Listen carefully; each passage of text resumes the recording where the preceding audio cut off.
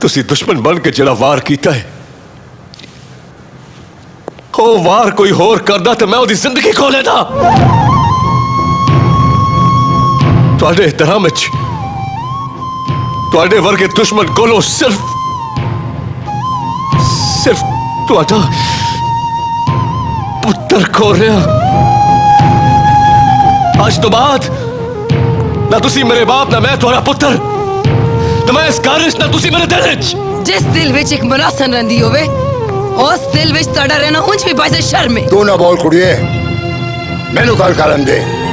सुन जिले शाह, तू एक मिरासन पिछे अपना घर बीवी ते प्यो नू छड़ के जेड़ा सौदा कर रहे हैं। सौदा पहली बार ही नहीं हो रहा शाह जी, ना पहली बार ही नहीं हो रहा।